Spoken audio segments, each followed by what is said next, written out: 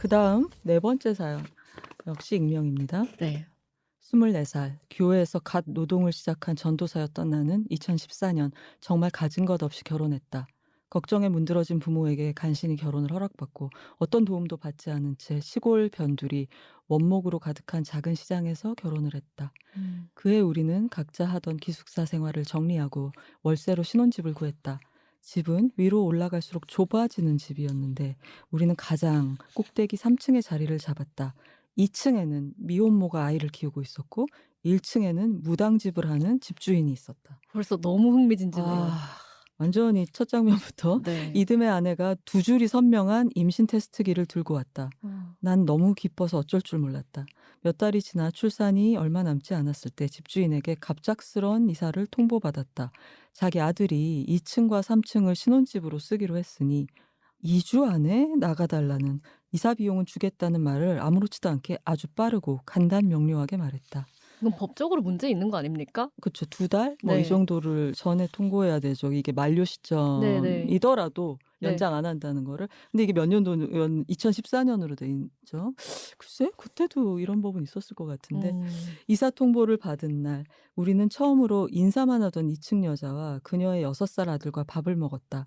화기애애한 분위기로 시작했다가 서로 남들에게 말하기 어려운 고백들이 이어지다가 다 먹지 않은 밥상 앞에서 6살 아이 앞에서 새 어른이 꺼이꺼이 아이처럼 울었다. 어. 아이는 우리에게 휴지를 뽑아주고 물을 갖다 주고 엄마를 안아줬다.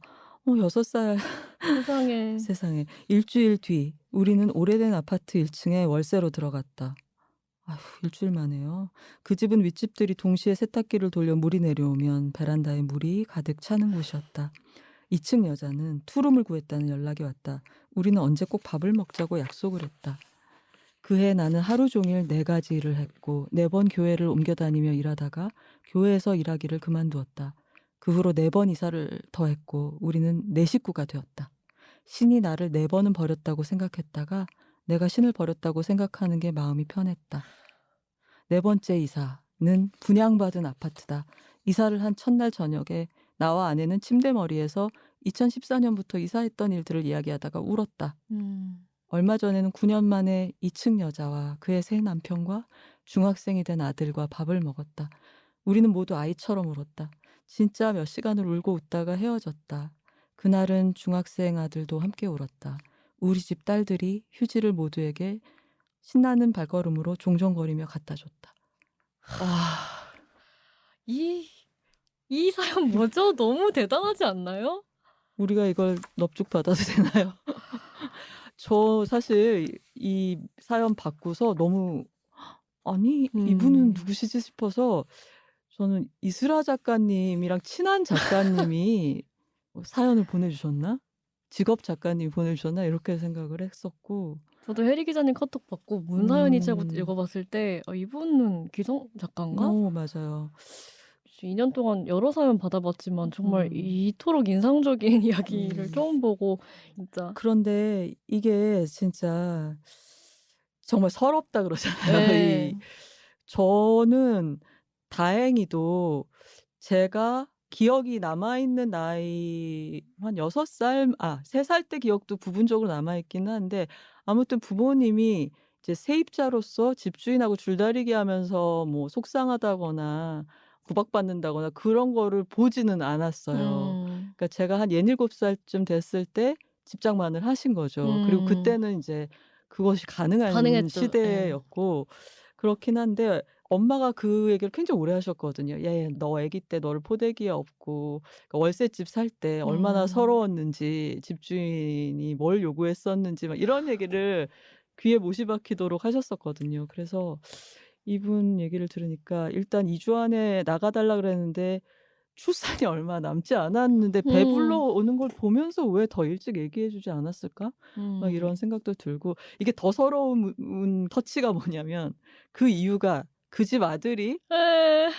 두 가구가 살고 있는 2 층과 3층 두 층을 터서 신혼집으로 쓰기로 해서 미혼모와 아들 그리고 이제 만삭이 다 된 음. 신혼부부가 2주 안에 지금 졸지에 집을 찾아 헤맸어야 됐다는 거 그니까요. 얼마나 서러워요. 얼마나 그러니까 서러워요 진짜. 아 참.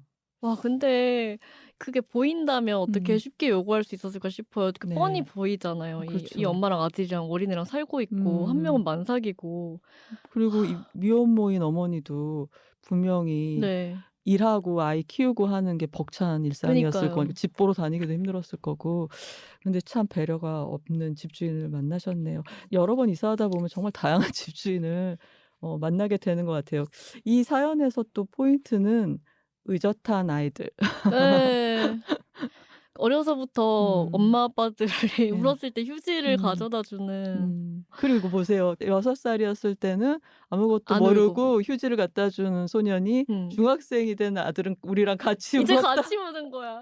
이렇게 삶의 그 힘듦을 공감을 하는 거죠, 벌써 음. 중학생인데도. 그쵸. 좀 그리고 아직 모르는 음. 딸들은 음. 휴지를 또 갖다 갖다 주기만 주는 하고. 거죠. 그러니까 너무 시간의 어 흐름이 그러게요. 음 인생이 막 4 번의 이사가 얼마나 힘들었으면 신이 나를 4번 버렸다고 생각을 그러게요. 하셨을까 싶기도 하고 많이 설명하지 않으셨지만 짐작케 하는 좋은 네. 글이었습니다. 네. 정말 감탄하면서 읽었다고 꼭 음 전해 드리고 싶었습니다. 고맙습니다.